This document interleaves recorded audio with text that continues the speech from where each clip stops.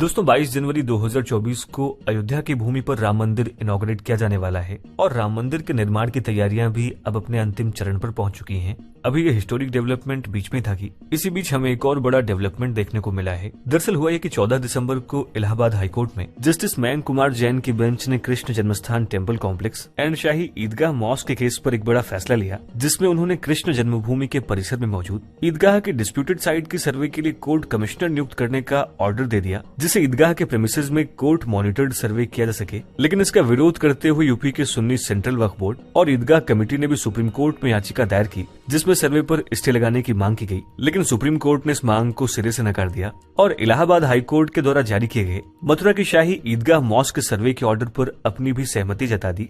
इससे पहले वाराणसी के ज्ञानवापी और काशी विश्वनाथ टेम्पल के डिस्प्यूट में भी हाई कोर्ट ने एक सिमिलर सर्वे अलाउ किया था। खैर, देश के दो महत्वपूर्ण कोर्ट्स के इन ऑर्डर के बाद तो ये तय है कि आज पूरे देश की निगाहें कृष्ण जन्मभूमि शाही ईदगाह केस पर वापस आ चुकी हैं। इसलिए इसके रूट्स को जानना हमारे लिए बेहद ही जरूरी हो जाता है। ऐसे में पहला सवाल ये उठता है कि आखिर ये सर्वे किस चीज को लेकर किया जा रहा है। अगर उस साइट पर आज शाही ईदगाह मॉस्क और हिंदू टेम्पल दोनों मौजूद हैं, तो आखिर ये डिस्प्यूट किस चीज को लेकर है। साथ ही सवाल ये भी कि क्या इस मॉस्क को कृष्ण जन्मस्थान पर बिल्ड किया गया है। इसके अलावा कृष्ण जन्मभूमि की पूरी कहानी क्या है, ये कहानी सुप्रीम कोर्ट तक कब और कैसे पहुंची, यहाँ कृष्ण मंदिर और ईदगाह के बीच विवाद क्या है और कौन पहले आया और कौन बाद में, इसको समझने के साथ ही साथ ये भी जानने की कोशिश करेंगे कि क्या अयोध्या के बाद अब मथुरा की बारी आ चुकी है। दोस्तों आज के इस वीडियो में हम इन्हीं सब सवाल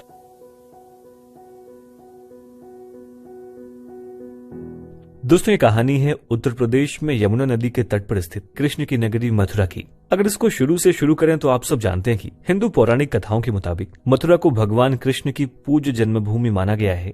जैसे कि हमारी मान्यता है कि भगवान कृष्ण का जन्म मल्लपुरा क्षेत्र के कटरा केशव देव में राजा कंस के कारागार में हुआ था, जब उनके मामा कंस ने उनकी माता देवकी और पिता वासुदेव को जेल में अपना बंदी बनाकर रखा हुआ था। और ऐसा इसलिए था क्योंकि कंस को ये भविष्यवाणी सुनाई दी थी कि उसकी मृत्यु देवकी की संतान के हाथों होगी। दोस्तों लेजेंड्स के मुताबिक इसी प्रिजन सेल के अराउंड कटरा केशव देव मंदिर को बनवाया गया था। हिस्टोरियंस के मुताबिक ये टेम्पल 6th सेंचुरी बीसी में लॉर्ड कृष्णा के ग्रेट ग्रैंडसन वज्रनाभा द्वारा तैयार किया गया था। इस साइट के आर्कियोलॉजिकल एक्सकवेशंस के दौरान यहाँ से 6th सेंचुरी बीसी की पॉटरी और टेराकोटा डिस्कवर की गई है। इन एक्सकवेशंस में यहाँ से कुछ जैन स्कल्पचर्स और लार्ज बुद्धिस्ट कॉम्प्लेक्स जैसे कि यशा विहार के भी अवशेष मिले हैं।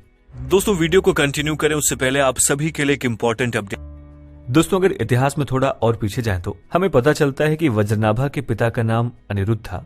अनिरुद्ध भगवान श्री कृष्ण के पुत्र प्रद्युम्न के बेटे थे। दोस्तों महाभारत के युद्ध में हस्तिनापुर नरेश, धृतराष्ट्र और महारानी गांधारी का वंश खत्म हो गया। गांधारी ने अपने बेटों के वियोग में श्री कृष्ण को शाप दिया था कि जिस तरीके से उनके कारण कौरव वंश का नाश हुआ, ठीक उसी तरीके से उनके यदुकुल वंश का नाश हो जाएगा। ऐसा कहा जाता है कि महाभारत के युद्ध के 36 वर्ष बाद में श्री कृष्ण और जाम्बवंती के पुत्र जाम्ब के कारण द्वारिका में यदुवंशी क्षत्रियों के बीच मूसल युद्ध प्रारंभ हुआ। इसमें यदुवंशी क्षत्रियों का नाश हो गया। उसके बाद बलराम ने समुद्र में समाधि ले ली और श्री कृष्ण एक वृक्ष के नीचे लेट गए, जहाँ एक भील ने हिरण समझकर उनको तीर मार दिया और इसके बाद वे अपने लोग चले गए। लेकिन इस युद्ध में श्री कृष्ण के प्रपौत्र वज्र और वज्रनाभ बच गए। दोस्तों भगवान श्री कृष्ण के पृथ्वी छोड़ने के बाद द्वारिका समुद्र में डूब गया।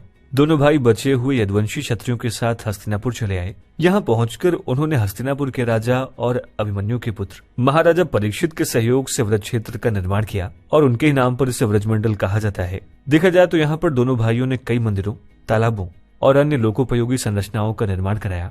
व्रजनाभ ने जिन मंदिरों का निर्माण कराया था उनमें भगवान श्री कृष्ण का केशव देव मंदिर भी शामिल था। आज हम जिस कृष्ण जन्मभूमि टेम्पल कॉम्प्लेक्स की बात कर रहे हैं वो कटरा केशव देव मंदिर का ही कॉम्प्लेक्स है, लेकिन इसको सालों साल कई बार डिस्ट्रॉय किया गया और फिर इसको रेनोवेट भी किया जाता रहा।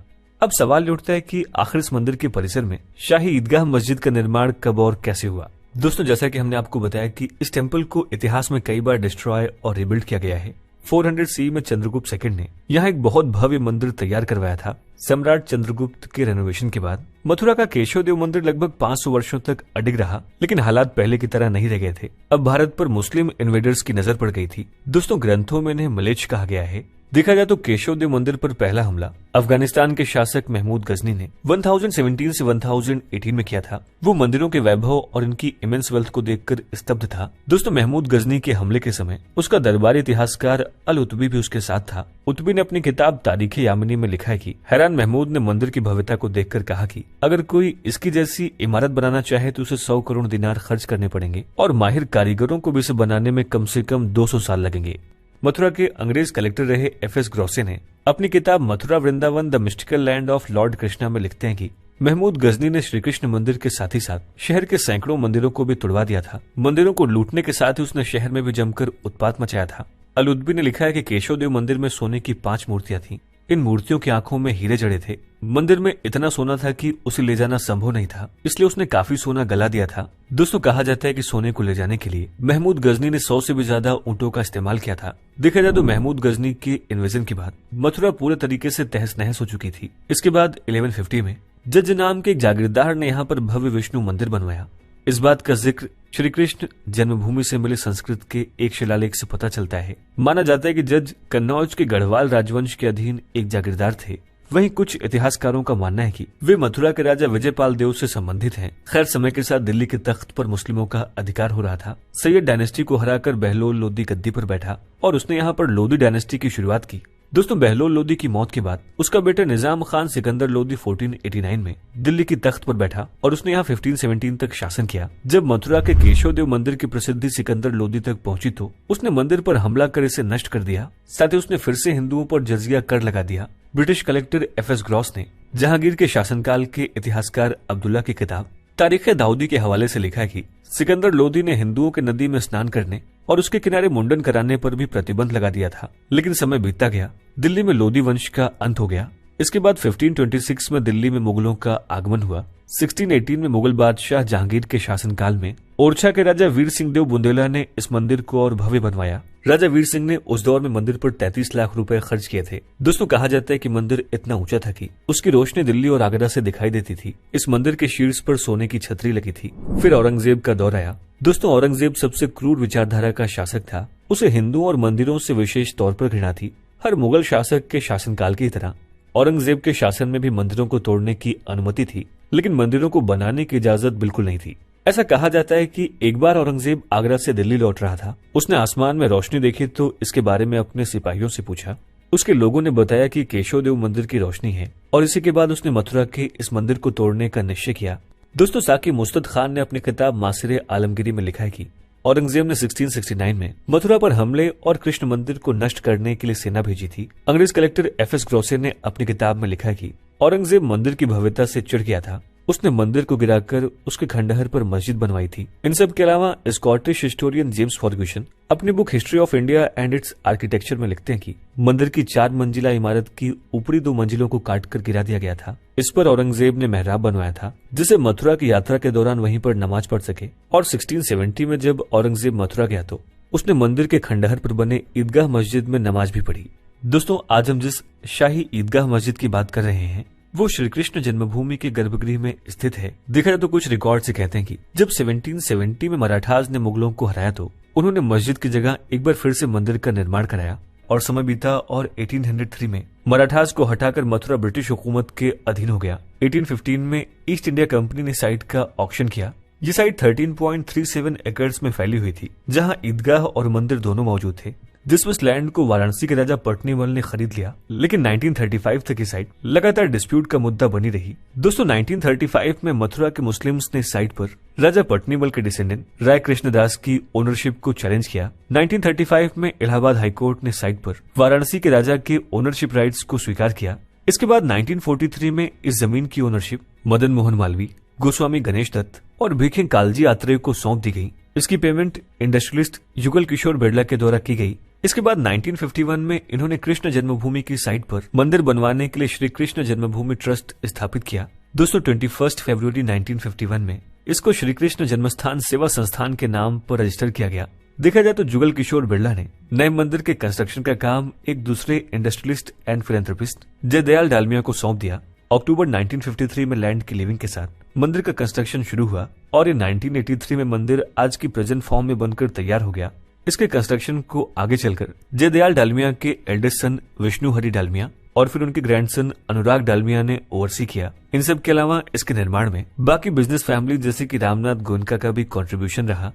दोस्तों 1968 में श्री कृष्ण जन्मस्थान सेवा संघ और शाही ईदगाह कमेटी ने आपस में एक कॉम्प्रोमाइज किया, जिसके तहत टेम्पल के लैंड का अधिकार ट्रस्ट के पास ही रहा, जबकि शाही ईदगाह का मैनेजमेंट ईदगाह कमेटी को सौंप दिया गया और इस जमीन का 2.5 एकड़ का एक टुकड़ा ईदगाह कमेटी को दे दिया गया। दोस्तों इंडियन नेशनल कांग्रेस के लीडर गणेश वासुदेव मावलंकर श्री कृष्ण जन्मस्थान सेवा संघ के पहले चेयरमैन थे, जिन्होंने इस कॉम्प्रोमाइज एग्रीमेंट को साइन किया था, लेकिन उनकी इस अथॉरिटी पर लगातार सवाल उठाए जाते हैं। लेकिन 1992 में जब बाबरी मस्जिद का डिमोलिशन हुआ, उस टाइम वृंदावन के एक रेसिडेंट मनोहर लाल शर्मा ने मथुरा डिस्ट्रिक्ट कोर्ट में एक पिटीशन फाइल की, जिसमें उन्होंने 1968 के एग्रीमेंट को चैलेंज किया। वो कहते हैं कि जमीन पर कभी मस्जिद थी ही नहीं, मंदिर को तोड़कर उस पर मस्जिद बनाई गई थी। सुन्नी सेंट्रल वक्फ बोर्ड और शाही ईदगाह कमेटी ने places of religious worship act 1991 का हवाला देकर इस पिटीशन को चैलेंज किया। दोस्तों आपकी जानकारी के लिए बताते चले कि places of religious worship act 1991 Bharat के सभी प्लेसेज ऑफ वर्शिप को उनके 15 अगस्त 1947 के स्टेटस पर फ्रीज कर देता है। ये फैक्ट एंशिएंट आर्कियोलॉजिकल साइट्स पर लागू नहीं होता है। देखा जाए तो हिंदू पिटिशनर्स ने इस एक्ट को भी चैलेंज किया है। इस एक्ट से बाबरी मस्जिद और राम जन्मभूमि को एग्जेम्प्ट किया गया, क्योंकि 15 अगस्त 1947 को ये पूरा मुद्दा कोर्ट में जा चुका था। साल 2020 में इसी मुद्दे पर मथुरा कोर्ट में बहुत सी पिटीशंस फाइल की गई हैं, लेकिन उनको 1968 के कॉम्प्रोमाइज एग्रीमेंट का हवाला देते हुए नकार दिया गया। दोस्तों सितंबर 2022 में इस पर एक बार फिर से सर्वे की मांग की गई, लेकिन उसको भी नकार दिया गया। वो चाहते हैं कि इस बात पर सर्वे किया जाए कि इस जगह पर शुरू से कोई मस्जिद थी ही नहीं। एडवोकेट विष्णु शंकर जैन, जो हिंदू पिटिशनर्स को रिप्रेजेंट कर रहे हैं, उन्होंने अपनी एप्लीकेशन में कहा है कि मॉस्क के प्रेमिसेस में हिंदू टेम्पल में lotus shaped pillar characteristic exist करती है। साथ ही यहाँ पर हिंदू गॉड शेषनाग की भी इमेज देखने को मिलती है। ऐसे में कुल मिलाकर अब पिटिशनर्स का कहना यह है कि कृष्ण जन्मभूमि के प्रेमाइसेस से मॉस्क को हटा दिया जाए, और ऐसा इसलिए है क्योंकि मॉस्क लॉर्ड कृष्णा के बर्थ स्पॉट पर बिल्ड की गई है और वो चाहते हैं कि इस स्थान पर फिर एक भव्य मंदिर का निर्माण किया जाए और इसके लिए पूरी जमीन हिंदू पक्ष को ही दे दी जाए। दोस्तों मुद्दा अब एक बार फिर उठा है और इस बार इलाहाबाद हाईकोर्ट ने सर्वे को अलाउ कर दिया है। जब सुन्नी सेंट्रल वक्फ बोर्ड और शाही ईदगाह कमेटी ने इस ऑर्डर को सुप्रीम कोर्ट में चैलेंज किया, तो सुप्रीम कोर्ट ने इलाहाबाद हाईकोर्ट के इस फैसले को सही ठहराया है। दोस्तों इस पूरे डिस्प्यूट का अंजाम क्या होगा, इस पर सुप्रीम कोर्ट का निर्णय सर्वे पूरा होने के बाद ही सामने आएगा, लेकिन उम्मीद है कि इस चर्चा से आपको इस डिस्प्यूट की पूरी पृष्ठभूमि का अंदाजा लग गया होगा। दोस्तों आपकी इस पर राय क्या है, हमें इस वीडियो के कॉमेंट सेक्शन में जरूर लिखें। और ये है आज का हमारे देश का इतिहास बड़ा ही प्राचीन, विशाल और गौरवशाली रहा है। आज इस गौरवशाली इतिहास के हजारों उदाहरण हमारी आंखों के सामने मौजूद हैं। फिर चाहे बात नालंदा, उदांतापुरी और विक्रमशिला जैसी एंशिएंट यूनिवर्सिटीज की हो, या लोथल, कालीबंगा और ढोलावेरा जैसी एंशिएंट सिविलाइजेशन साइट्स की, या अजंता और एलोरा जैसी गुफाओं की, ये सभी स्थान हमारे देश के लंबे सफर की कहानी को बयां करते हैं। आज पूरब से लेकर पश्चिम तक और उत्तर से लेकर दक्षिण तक हमारे देश के हर एक कोने में आपको हमारे इतिहास, हमारे कल्चर और हमारे रिच हेरिटेज से जुड़ी अनेक रोचक कहानियां और उन कहानियों की सच्चाई बयां करते मॉन्यूमेंट्स देखने को मिल जाएंगे। दोस्तों आज इंडिया के हर स्टेट में कई हेरिटेज साइट्स मौजूद हैं, जो हर साल देश विदेश के सैकड़ों सैलानियों को अपनी ओर आकर्षित करती है। यही कारण है कि यूनेस्को वर्ल्ड हेरिटेज साइट की रैंकिंग में हमारा देश 6th पोजीशन पर आता है।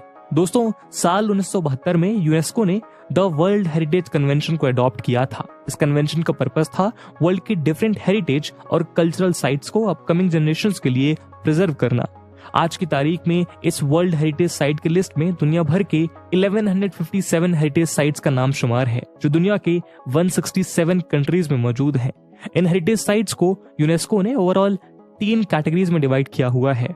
नंबर 1 कल्चरल साइट्स, जिनमें फिलहाल 900 साइट्स हैं। नंबर 2 नेचुरल साइट्स, जिनमें 218 साइट्स का नाम है। और नंबर 3 मिक्स्ड साइट्स, जिनकी संख्या 39 है। हालांकि एडॉप्टेड कन्वेंशन के मुताबिक वर्ल्ड हेरिटेज साइट की लिस्ट में किसी भी मॉन्यूमेंट या साइट को शामिल होने के लिए यूनेस्को के 10 क्राइटेरियाज में से मिनिमम किसी एक क्राइटेरिया को फुलफिल करना मैंडेटरी होता है। आज इंडिया में इस तरह की 40 UNESCO recognised world heritage sites मौजूद हैं, जिनमें से 32 साइट्स कल्चरल कैटेगरी में, 7 साइट्स नेचुरल कैटेगरी में और 1 साइट मिक्स्ड कैटेगरी में आती है। दोस्तों आज के इस वीडियो डिस्कशन में हम इंडिया में मौजूद इन्हीं वर्ल्ड हेरिटेज साइट्स के बारे में जानेंगे, जहां मैप की मदद से देश की इन 40 वर्ल्ड हेरिटेज साइट्स को स्टेट वाइज कवर करते हुए उनके साथ जुड़ी कुछ इंपॉर्टेंट इन्फॉर्मेशन को भी जानेंगे। साथ ही हम ये भी जानेंगे कि आखिर किसी साइट या मॉन्यूमेंट को कब वर्ल्ड हेरिटेज साइट्स की कैटेगरी में रखा जाता है। लेकिन आगे बढ़ने से पहले मैं आपको बता दूं कि इस वीडियो की इंपॉर्टेंस यूपीएससी प्रीलिम्स और मेंस के GS1 के आर्ट एंड कल्चर सेक्शन के लिहाज से काफी इंपॉर्टेंट है। तो बिना किसी देरी के आइए शुरू करते हैं आज का डिस्कशन। दोस्तों, यूनेस्को क्राइटेरियाज के मुताबिक हेरिटेज साइट्स उन प्लेसेस को कहा जाता है जिन्हें ह्यूमन क्रिएटिविटी या नेचर का एक मास्टरपीस माना जा सकता हो। इन हेरिटेज साइट्स को वेरियस सेक्टर्स में डिवाइड किया जा सकता है। एग्जाम्पल के तौर पर डेवलपमेंट्स इन आर्किटेक्चर और technology, monumental arts, town planning, civilisations, national parks and forest etcetera. UNESCO की डेफिनेशन के अकॉर्डिंग हेरिटेज हमारी पास्ट की लेगेसी को दर्शाती है, जिनके साथ हम प्रेजेंट में कोएग्जिस्ट करते हैं और जिनको हम अपनी अपकमिंग जनरेशन को सौंप कर जाते हैं। साथ ही इन हेरिटेज साइट्स को हम अपनी लाइफ इंस्पिरेशन का इररिप्लेसेबल सोर्स भी कह सकते हैं। लेकिन दोस्तों, ऐसा भी नहीं है कि इन साइट्स का महत्व सिर्फ ऐतिहासिक दृष्टिकोण यानी हिस्टोरिकल पॉइंट ऑफ व्यू से ही रह गया हो, बल्कि आज ये साइट्स रेवेन्यू जनरेशन का भी अच्छा खासा सोर्स मानी जाती हैं। डेटा के मुताबिक आज हमारी ये हेरिटेज साइट्स देश की इकोनॉमी को एक्सेलरेट करने में भी काफी मददगार साबित हो रही हैं। साथ ही साथ ये भारत की सॉफ्ट पावर का भी एक अच्छा रिप्रेजेंटेशन है। Archaeological survey of India ASI की एक रिपोर्ट के अकॉर्डिंग फाइनेंशियल ईयर 2019-20 में इंडिया की इन वर्ल्ड हेरिटेज साइट्स ने 4.82 करोड़ विजिटर्स को अपनी ओर आकर्षित करते हुए 336 करोड़ रुपीस का रेवेन्यू जनरेट किया था। साथ ही इन्वायरमेंटल पॉइंट ऑफ व्यू से भी ये साइट्स अपने आप में काफी खास हैं। International union for conservation of nature IUCN की एक रिपोर्ट के अनुसार यूनेस्को द्वारा रिकॉग्नाइज नेचुरल हेरिटेज साइट्स हमारी अर्थ के मोस्ट प्रोटेक्टेड एरियाज में आती हैं। ये नेचुरल हेरिटेज साइट्स ह्यूमंस की अप्रोक्सीमेटली 2/3 ऑफ वाटर नीड्स को फुलफिल करती हैं और साथ ही साथ ये साइट्स हमारे प्लैनेट को वेरियस नेचुरल डिजास्टर से भी सेफगार्ड करती हैं। ये कहना भी गलत नहीं होगा कि ये हेरिटेज साइट्स हमारे सस्टेनेबल ग्रोथ को अचीव करने का एक एक्स्ट्राऑर्डिनरी वे है, जिसकी हेल्प से ह्यूमन अपने economic as well as environmental goals को एक साथ फुलफिल कर सकते हैं। चलिए दोस्तों, सबसे पहले देश में मौजूद उन 32 कल्चरल साइट्स के बारे में जानते हैं जो हमारे देश के इतिहास को अपने अंदर संजोए खड़ी है। दिल्ली। दोस्तों, दिल्ली में यूनेस्को की 3 हेरिटेज साइट्स हैं। Number 1, Humayun's tomb. 16th century के इस आई कैचिंग पर्शियन आर्किटेक्ट को एम्प्रेस बेगा बेगम ने एम्परर हुमायूं की याद में कंस्ट्रक्ट कराया था। इंडियन सब कॉन्टिनेंट में इस फर्स्ट गार्डन टॉम्ब को यूनेस्को ने 1993 में हेरिटेज लिस्ट में शामिल किया था। Number 2, Qutub Minar and its monuments. 13th century में बिल्ड कुतुब मीनार और इस प्रेमाइजेस के मॉन्यूमेंट्स को यूनेस्को ने 1993 में वर्ल्ड हेरिटेज साइट्स में इंक्लूड किया था। आपकी जानकारी के लिए बता दें कि कुतुब मीनार की हाइट 73 मीटर है और इसे आज भी दुनिया की टॉलेस्ट ब्रिक मीनार का दर्जा प्राप्त है। Number 3, red fort complex. दोस्तों, रेड फोर्ट या लाल किला अप्रोक्सीमेटली 254 एकर्स के मैसिव एरिया में कंस्ट्रक्टेड है और इसे मुगल एम्परर शाहजहां के समय से आज तक एक सिंबल ऑफ पावर की तरह देखा जाता है। यही वजह है कि 1947 से आज तक हर इंडिपेंडेंस डे पर हमारे भारतीय फ्लैग की होस्टिंग यही होती आ रही है। यूनेस्को ने रेड फोर्ट को 2007 में हेरिटेज साइट की लिस्ट में शुमार किया। चलते हैं पंजाब की तरफ। दोस्तों, पंजाब में यूनेस्को की एक हेरिटेज साइट है। वो साइट है कैपिटल कॉम्प्लेक्स। चंडीगढ़ में लोकेटेड अराउंड 100 एकड़ में फैले इस कॉम्प्लेक्स को फेमस आर्किटेक्ट ली कॉर्बुज़िएर ने डिजाइन किया था। कैपिटल कॉम्प्लेक्स हमारे डेमोक्रेसी के 3 पिलर्स लेजिस्लेचर्स, एग्जीक्यूटिव और जुडिशरी के ऑफिसर्स को एक ही कॉम्प्लेक्स में होल्ड करने के लिए फेमस है। यूनेस्को ने इसे 2016 में अपनी हेरिटेज लिस्ट में ऐड किया। चलते हैं उत्तर प्रदेश की तरफ। दोस्तों, उत्तर प्रदेश में 3 वर्ल्ड हेरिटेज साइट्स लोकेटेड हैं। नंबर 1, द ताजमहल, जिसका नाम 7 वंडर्स ऑफ वर्ल्ड में भी शुमार है। आगरा में स्थित ताजमहल इंडियन, पर्शियन और इस्लामिक आर्किटेक्ट का एक परफेक्ट एग्जाम्पल है। 17th सेंचुरी की इस बेमिसाल इमारत को मुगल एम्परर शाहजहां ने अपनी वाइफ मुमताज बेगम के लिए यमुना रिवर के बैंक पे बनवाया था। इसे यूनेस्को ने साल 1983 में वर्ल्ड हेरिटेज साइट की लिस्ट में शामिल किया था। यूपी की दूसरी साइट है आगरा फोर्ट। दोस्तों, आगरा के इस फोर्ट को लाल किले के नाम से भी जाना जाता है। इसका कंस्ट्रक्शन मुगल एम्परर अकबर ने साल 1573 में कराया और यूनेस्को ने इसे ईयर 1983 में वर्ल्ड हेरिटेज साइट की लिस्ट में जगह दी थी। तीसरी साइट है फतेहपुर सीकरी। आगरा डिस्ट्रिक्ट के इस टाउन की नींव एम्परर अकबर ने 16th सेंचुरी में सूफी सेंट सलीम चिश्ती की याद में रखी थी, जिसमें कई अद्भुत मॉन्यूमेंट्स जैसे जामा मस्जिद, जोधाबाई पैलेस और पंचमहल और बुलंद दरवाजे का निर्माण कराया गया। यूनेस्को ने इस सिटी को वर्ल्ड हेरिटेज साइट का दर्जा 1986 में दिया था। अब रुक करते हैं बिहार की तरफ। दोस्तों, बिहार में यूनेस्को की 2 हेरिटेज साइट्स लोकेटेड हैं। Number 1, archaeological site of Nalanda Mahavihara. दोस्तों, एंशिएंट टाइम से ही नालंदा एजुकेशन और बुद्धिस्ट मोनेस्ट्रीज के लिए दुनिया में प्रसिद्ध रहा है, जो 3rd सेंचुरी BCE से 13th सेंचुरी CE तक ऑपरेटिव कंडीशन में रहा था। हिस्टोरियंस का मानना है कि नालंदा यूनिवर्सिटी 800 सालों तक दुनिया का one of the best educational establishment रहा। फॉरेन इन्वेडर्स की ब्रुटैलिटी का शिकार हुए इन नालंदा मॉन्यूमेंट्स के रूइंस को यूनेस्को ने 2016 में हेरिटेज साइट का दर्जा दिया। Number 2, Mahabodhi temple complex of बोध गया। बुद्धिज्म में महाबोधि टेम्पल कॉम्प्लेक्स को one of the holiest sites का दर्जा प्राप्त है। माना जाता है कि इसी साइट पर मौजूद बोधि ट्री के नीचे गौतम बुद्ध को स्पिरिचुअल एनलाइटमेंट की प्राप्ति हुई थी। इस टेम्पल कॉम्प्लेक्स का निर्माण 3rd सेंचुरी BC में सम्राट अशोक के द्वारा कराया गया और साल 2002 में यूनेस्को ने इस साइट को अपनी हेरिटेज लिस्ट में शामिल किया। अब बात करें मध्य प्रदेश की, तो यहाँ UNESCO recognized 3 heritage sites located हैं। Number 1, Khajuraho group of monuments. Hindu और जैनिज्म के अद्भुत संगम को आज पूरी दुनिया खजुराहो टेम्पल के नेम से जानती है। इसका कंस्ट्रक्शन चंदेला रूलर्स ने 950 CE से 1050 CE के बीच करवाया था।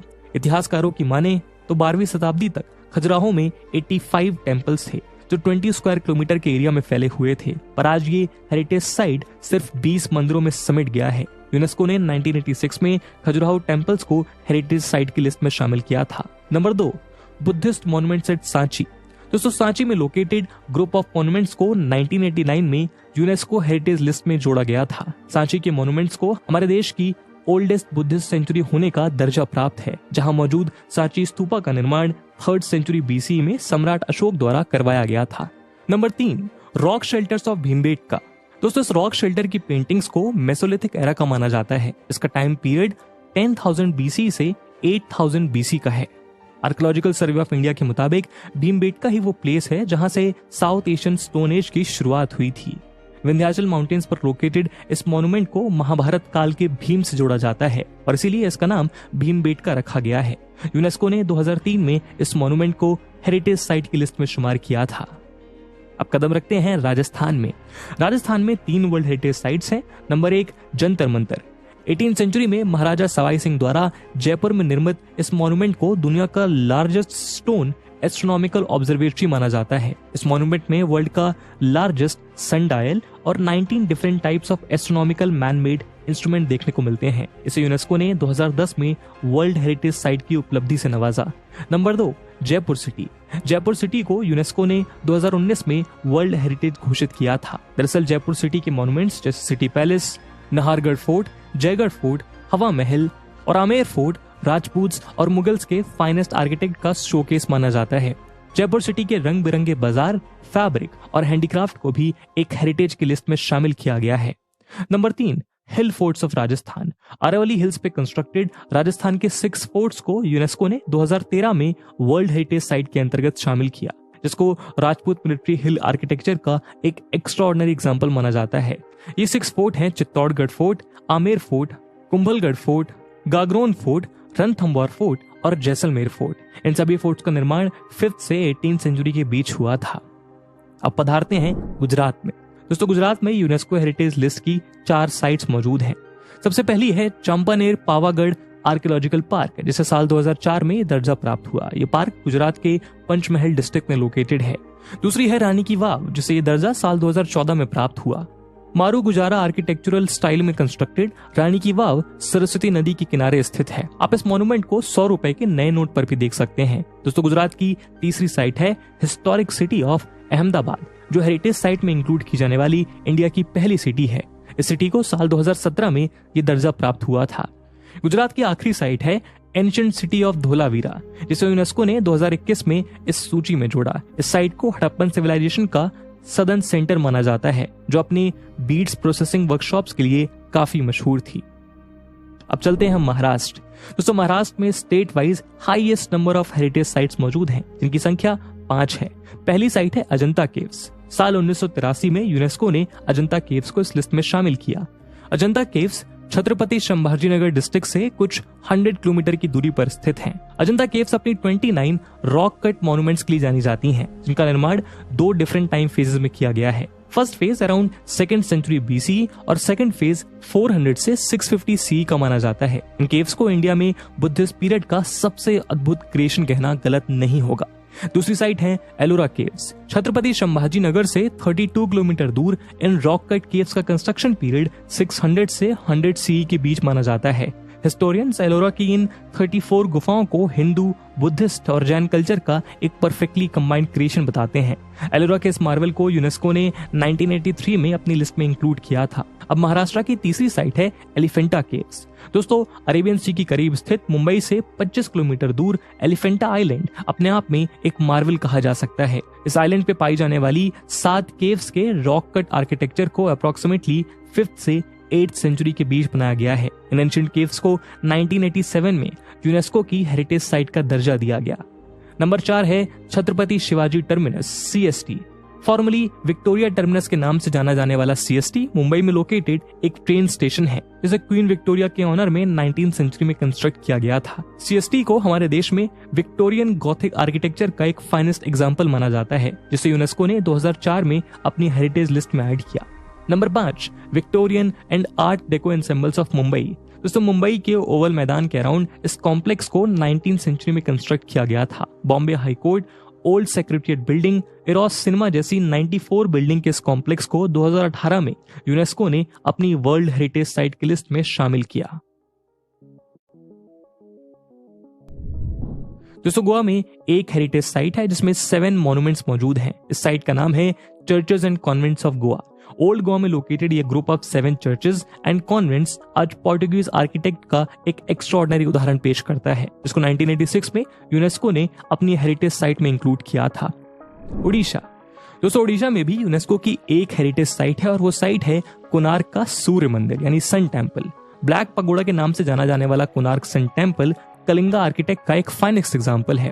पूरी डिस्ट्रिक्ट से 35 किलोमीटर की दूरी पे कोणार्क में लोकेटेड ये टेम्पल 13th सेंचुरी का माना जाता है।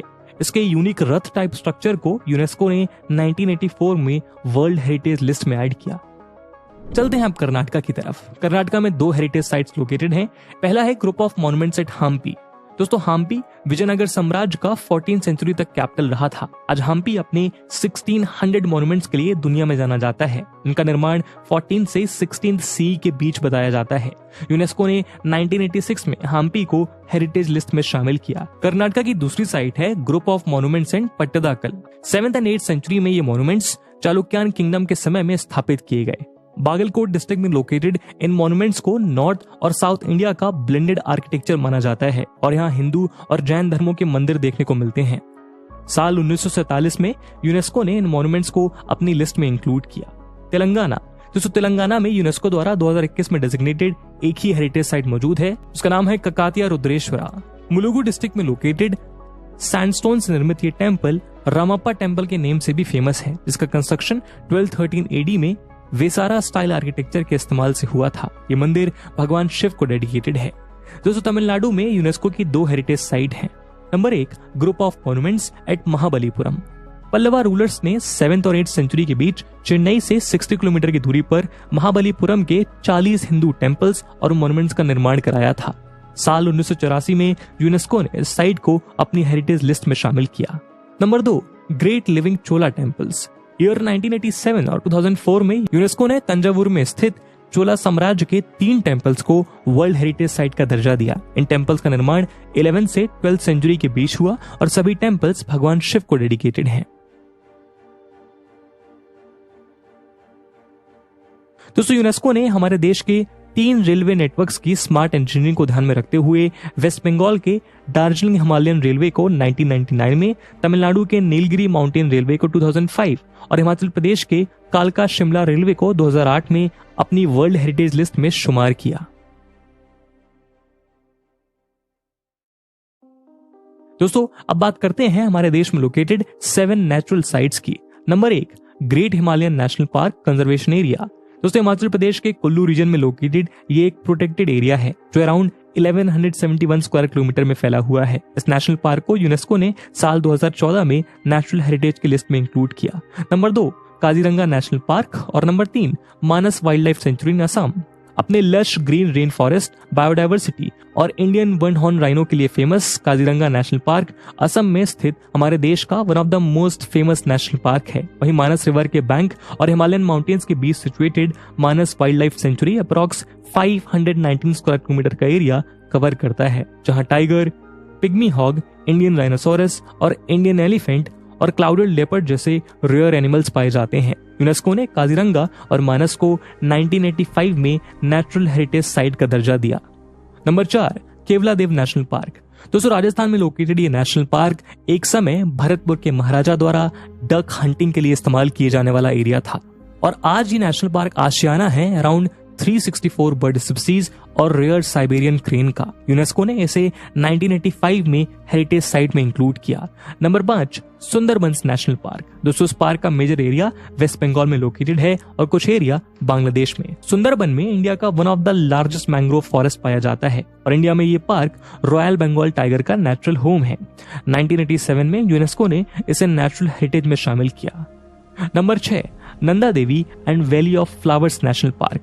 2 जोन में डिवाइडेड ये नेशनल पार्क उत्तराखंड में स्थित है। इसके फर्स्ट जोन में नंदा देवी पार्क आता है। 7,816 मीटर की हाइट पे खड़ा ये हमारे देश का सेकंड हाईएस्ट माउंटेन है और इसका ग्लेशियर हमारे देश की काफी रिवर्स का सोर्स है। इनमें सबसे इंपॉर्टेंट ऋषि गंगा रिवर को कहा जा सकता है। यूनेस्को ने इसे 1988 में हेरिटेज का दर्जा दिया। वहीं इसका दूसरा जोन वैली ऑफ फ्लावर कहलाता है। साल 2005 में यूनेस्को ने इसे हेरिटेज लिस्ट में शामिल किया। तो इस वैली में around 600 types of flower species, snow leopards और बियर्स जैसे कई रेयर एनिमल्स पाए जाते हैं। Number 7, western Ghats. दोस्तों, वेस्टर्न घाट्स एक ज्योग्राफिकल माउंटेन रेंज है जो महाराष्ट्र, गोवा, कर्नाटका, तमिलनाडु और केरला में फैला हुआ है। हमारे देश का एक बहुत इंपॉर्टेंट बायोडायवर्सिटी रीजन फॉर्म करता है। यूनेस्को ने साल 2012 में इसे नेचुरल हेरिटेज की लिस्ट में शुमार किया।